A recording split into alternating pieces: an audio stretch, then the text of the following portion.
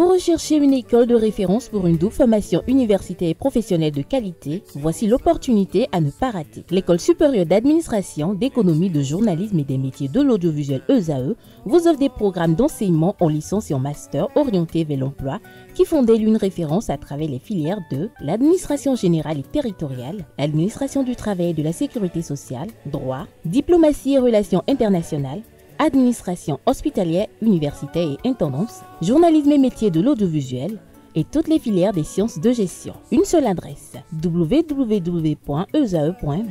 Rendez-vous dès maintenant sur nos campus ESAE Bedjromende au numéro 90 93 65 21 ou au numéro 98 98 14 00. Paracourt sur le numéro 52 46 12 12. Aboumé-Calavi au numéro 52 88 44 44. Akpata au numéro 52 88 33 33. ESAE, l'excellence à un nom. Le panel de discussion, Francis Olafarami, bonjour à nouveau. Bonjour à vous, Kader Imané Achirou. Merci d'être là. Bonjour à vous, Romaric Kajeskou à nouveau. Bonjour, Kader. Bonjour à nouveau à Nasrine Nike Fatoumbi. Bonjour à nouveau, et je salue en déposition à Tifa Eta Olafan encore. Bonjour. Comme toujours. Bonjour. Comme toujours, bonjour à nouveau. Et je commence par vous, bien évidemment. Alors dites-nous, qu'est-ce que vous pensez de ces femmes qui sont victimes de violences conjugales et qui n'en parlent pas? C'est vraiment dommage et c'est chose qui devient de plus en plus récurrente dans notre société aujourd'hui parce qu'on voit des femmes qui préfèrent garder le silence au détriment de leur propre vie. On voit des femmes qui préfèrent subir ces violences, encaisser des douleurs, alors au lieu de préférer leur propre santé mentale, leur propre bien-être. Et c'est vraiment dommage que certaines femmes soient réduite à cela parce que déjà il y a la société qui exerce une pression qui juge sans pour autant comprendre tous les contours, tout ce que ces femmes-là subissent, et ce serait vraiment dommage déjà pour ces femmes-là victimes de ces violences conjugales et aussi pour leurs entourages parce que on voit des femmes qui perdent la vie suite aux violences conjugales, des femmes qui perdent leur propre estime de soi, qui perdent confiance en elles et refusent d'outrepasser cela pour se dire je ne mérite pas cela, je mérite mieux et je mérite de vivre bien. Et c'est vraiment dommage. C'est vraiment dommage. Romaric Djissougo Gbenou, dites-nous, pourquoi selon vous des femmes pourraient refuser de dénoncer cela? Non, mais il y a certains couteaux à double tranchant. Lorsque je suis femme et que je décide d'aller dénoncer mon mari du fait que je suis maltraitée ou bien je ne suis pas bien prise en compte dans le foyer, et que ça se retourne contre moi. Donc, comment ça va se retourner contre vous? Il y a cette facette-là qu'on oublie. Il y a la femme qui suppose que lorsque je vais faire ça, est-ce que mon mari va toujours me prendre? Est-ce que je vais continuer à être sa femme? Est-ce que je vais toujours rester dans le foyer? Alors, si déjà, au lieu de vouloir sauver sa vie, elle pense d'abord à sauver son foyer, je crois que... Mais est-ce qu'elle a tort lorsqu'elle préserve l'évolution, l'éclosion des enfants? C'est une bonne chose de vouloir sauver le foyer, par ricochet, sauver les enfants. Mais si c'est au péril de sa vie, si c'est en défaveur de sa propre vie à elle, moi je ne vois pas pourquoi elle doit rester sans dénoncer. Le mieux à faire, c'est de dénoncer même dans les tout débuts des faits. Sinon que lorsque ça se perpétue, lorsque ça commence, ça prend un peu de temps, c'est la mort qui s'ensuit, ce qu'on ne souhaite pas. Ce qu'on ne souhaite pas. Francis Olafarami, qu'est-ce que vous en pensez de cette thématique du jour? Je pense que les femmes qui sont victimes de violences conjugales et qui n'en parlent pas, il y a souvent beaucoup de raisons. Peut-être que c'est une femme qui aime vraiment son mari et elle n'a pas envie de perdre son mariage, ou peut-être même que elle a de l'espoir que les choses puissent s'améliorer. Mais le problème là, c'est que c'est très souvent deux choix. Si c'est soit il finit par tuer la femme, soit c'est la femme qui finit par le tuer. Parce que à un moment donné, elle va peut-être être sur les nerfs, elle va dire bon, c'est bon, je laisse faire depuis longtemps, il faut que moi-même, je te montre que je peux te tenir tête. Et avec la frustration qu'elle a pu accumuler depuis tout ce temps-là, elle s'est levée un beau matin et puis la cogné peut-être avec quelque chose, toute frustrée, voilà, elle finit par tuer son mari. Ou d'autres même, c'est peut-être comme dit Sougola. C'est pas une bonne chose, tuer le père de ses enfants. Bon, c'est pas voulu, mais elle va dire ça. Il faut agir pour empêcher de telles situations. Voilà. Pour d'autres, même, c'est peut-être même la pression sociale. Qu'on puisse dire, bon, toi, tu n'arrives même pas à tenir dans un foyer, tout ça. Mais le problème là, c'est qu'il faut nécessairement penser à soi d'abord. Parce que peut-être même que votre mari le fait une première fois et vous vous dites, bon, il va changer. Peut-être même que lui-même vient, il dit, je suis désolé, je ne sais pas ce qu'il m'a pris, tout ça. Mais quand ça commence la première fois et que le mari voit même que, bon, de toute façon, tu ne peux rien y faire. Et la deuxième fois, tu te laisses faire. Troisième fois, ça finit par prendre ça devient ton quotidien à toi-même et le mari même. Bon, la plupart du temps, quand les maris ou bien quand... ça peut être le mari comme la femme qui est victime. On ne victimise jamais la femme. Oh, si. La femme peut victimiser l'homme, vous ne savez même pas. Donc, peut-être même qu'il ou elle va dire désolé. À chaque fois, il vient, il s'excuse, mais s'excuser, ça ne corrige rien. Donc, il faut prendre les précautions. Est-ce que vous avez tout le temps noté? Oui, allez-y. Vous avez pris des notes, Ne touchez pas l'histoire. La résultante. Non, désolé, c'est pas une histoire. C'est les faits de société. Allez-y. Oui. Bon, tout à l'heure, Francis a dit que l'homme n'est jamais victime. Vous en connaissez des hommes qui sont pas Je victimes? n'ai pas dit que l'homme n'est jamais victime. J'ai dit qu'il y a des hommes qui sont souvent victimes. J'ai dit que l'un et l'autre peut être victime de Mais violence. très souvent, dans la plupart des temps, dans notre société, on remarque que c'est la femme qui est souvent victime de violences conjugales. Donc, moi, je crois que... C'est ce qu'on voit. C'est ce qu'on voit. Ce qu'on entend. C'est ce qu'on entend. Vous connaissez des hommes qui sont partis se plaindre parce qu'ils sont victimes de violences. Si je vais me plaindre que ma femme me violente. Vous-même, là, ça sonne. Voilà, c'est ça, c'est la première réaction qu'elles vont avoir. C'est la première réaction. Vous êtes marié à une militaire, par exemple. Elle a eu une formation quand même. Voilà. Vous êtes marié à une militaire, vous êtes simple et que... Vous êtes un journaliste, comme dit ce Google. Voilà, vous êtes frère comme dit Google. Oui, mais c'est pas à la maison, il viendra exercer. Non, on ne dit pas ça, parce que le fait qu'il est militaire, mais si vous n'êtes pas obéissant, va lui permettre de pouvoir se contenir, à ne pas lever le doigt ou Oui, la mais est-ce main que sur vous sa savez, femme. vous savez. Maintenant, est-ce que vous le voyez? Vous le voyez en tant que militaire.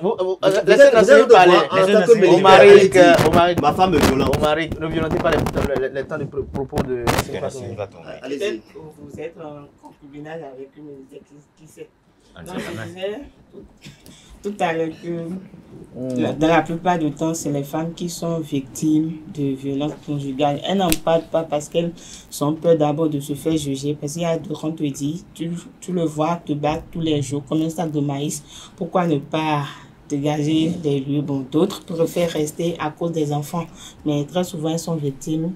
Ça agit sur leur santé physique, sociale, et ça a des répercussions sur leurs enfants et aussi sur leurs entourages. Donc la plupart du temps, ces femmes qui restent malgré la violence, je crois qu'elles le font pour les enfants. Et pour la plupart aussi, on remarque qu'ils laissent leur vie après. C'est quand même dommage, Oui, parce c'est ça. qu'on entend souvent des témoignages comme ça, où on dit c'est à cause des enfants je suis restée, c'est pour ne pas abandonner.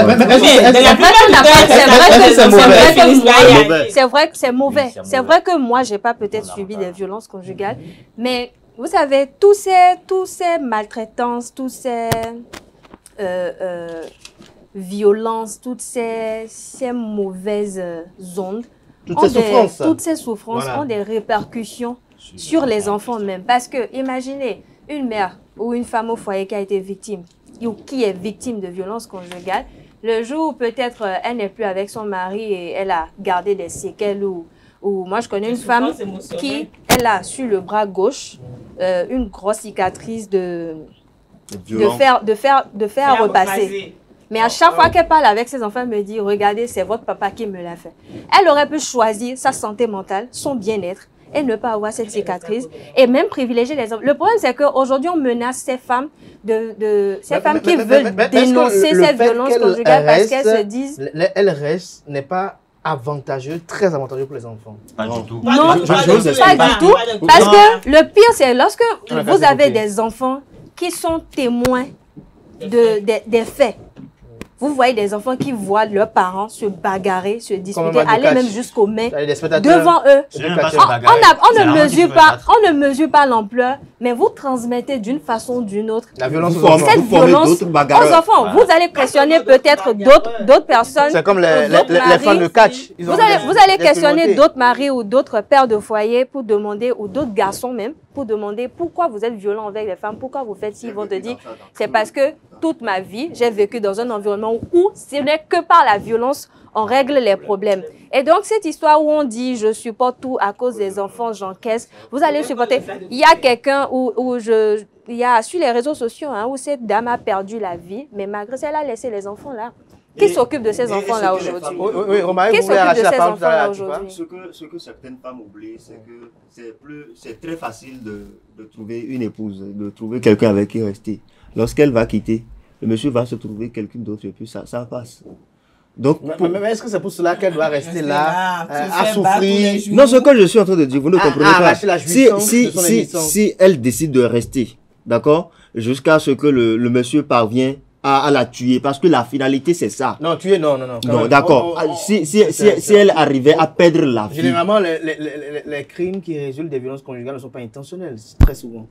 Mais même lorsque ce n'est pas intentionnel, même lorsque ce n'est pas intentionnel, et puis je prends quelque chose et puis la personne tombe. La preuve, moi je vous raconte une petite anecdote. À côté de chez moi, à Gla, je ne sais pas si vous avez entendu parler, le 1er janvier 2025, un couple se sont tués à deux dans la maison, juste à côté de chez nous, à minuit 5.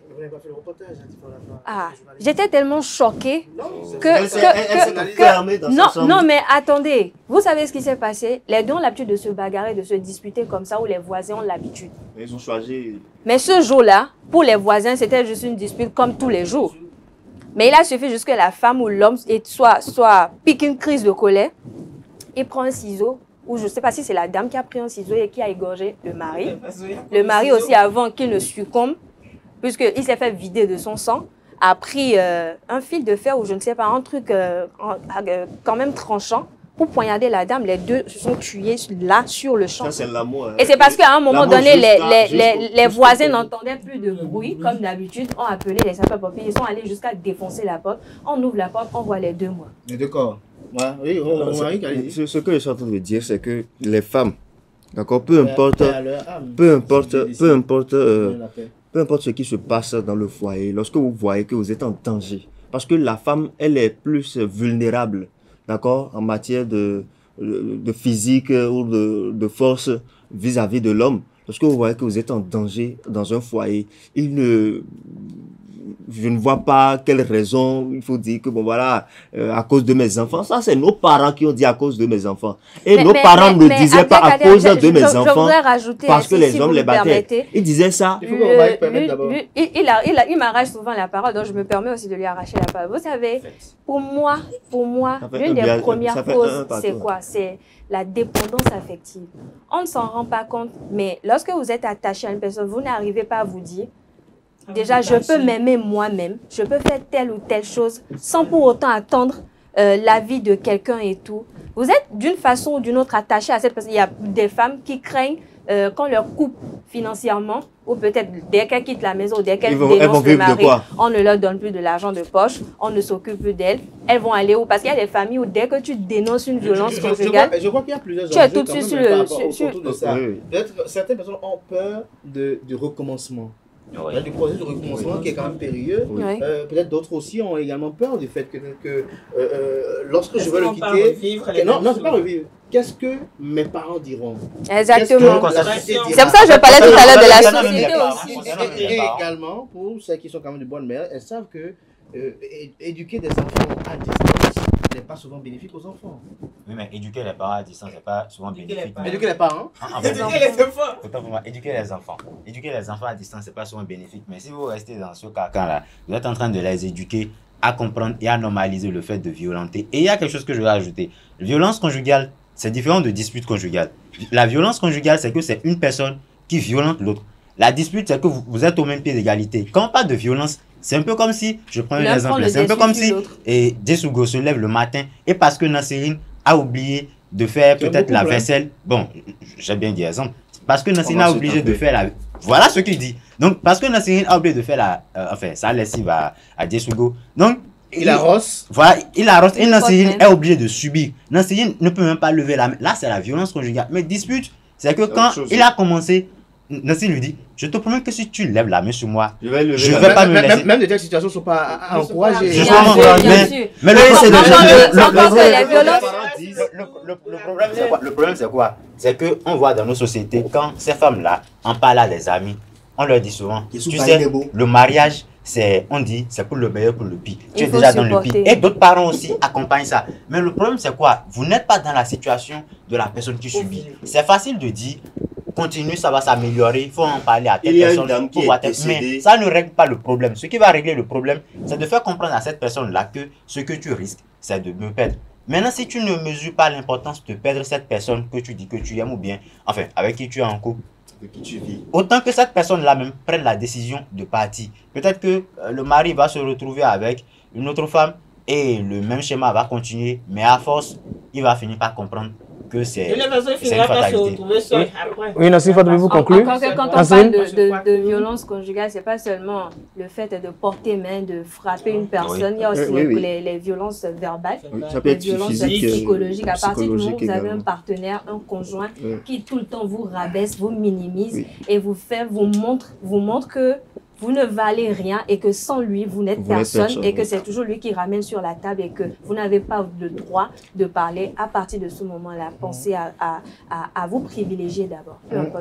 Nassirine Fadoui, pour conclure. Non, moi je dirais que les violences conjugales laissent beaucoup de séquelles, que ce soit physique, émotionnel, donc déjà il faut apprendre à vie. Ça peut empêcher une femme de se remarier encore.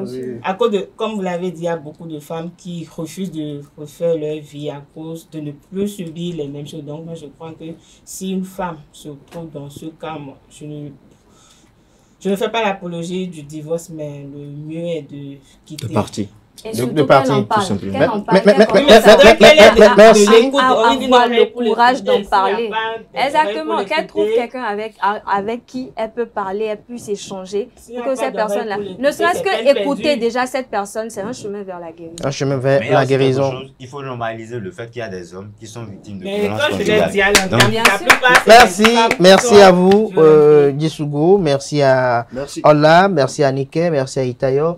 Chers amis internautes, moi je suis dans la prévention et donc de façon préventive, je vous recommande de réfléchir par quel chemin avec qui vous engagez, de jauger un peu, d'éprouver un peu votre partenaire et d'essayer de comprendre un peu, d'anticiper aussi certaines réactions pour savoir véritablement si cette femme avec qui vous voulez vous mettre, si elle sera à même demain de porter la main sur vous, si elle sera à même demain de vous faire chanter, si elle sera à même demain de vous faire regretter des actes posés par le passé, soit en sa faveur ou en sa défaveur et vice-versa, parce que tout dans la vie, parfois, on laisse quelques brides d'action à travers nos faits et gestes, mais c'est l'inattention qui nous amène à ne pas remarquer certaines manies, certains mauvais comportements.